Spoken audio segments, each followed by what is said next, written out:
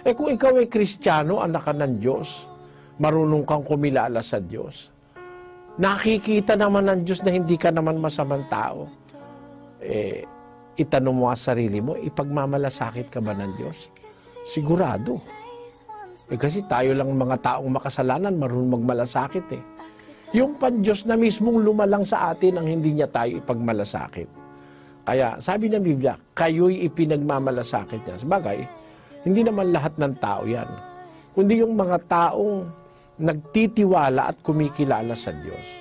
Sabi ng Biblia, kung meron kang kabalisahan, hindi ka dapat malungkot eh.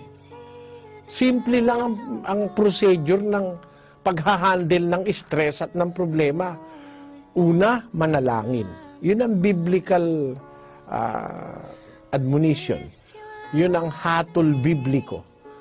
Pagdating problema, una manalangin ka. Tapos, ipagtiwala mo sa Diyos, bahala ka na po, Panginoon. Hindi ko po yata ito kayang isolve. Parang wala po akong maisip na pambayad sa aking mga utang. Turo mo sa akin ang gagawin ko. Bahala ka na po. Bigay mo sa Kanya yung anxieties. Sapagkat, ipinagmamalasakit niya kayo, ang sabi ng kasulatan. Nais ka sa iyong burden, knowing that there is somebody powerful and big enough and greater than all your problems. Mas malaki ang Diyos kaysa sa lahat ng problema ng tao. He is greater than the greatest problem of humanity. Kaya niyang isolve yan. Personally, He will attend to your problem. Pare, hindi kayo maniwala, pero nasa Biblia po yun. Kayo'y ipinagmamalasakit niya. Sinasabi yan ang dakilang apostol na si Pedro. At kung ipinagmamalasakit tayo ng Diyos,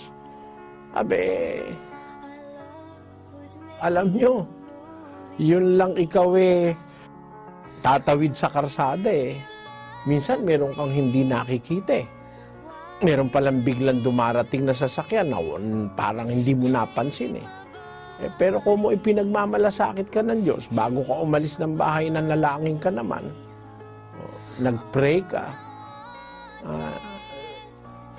hindi mo nakikita yung sasakyan, ikaw ang nakita ng sasakyan, nakapag-preno siya. Ginising ng Diyos yung nagmamaneho dahil pinagmamalasakit ka.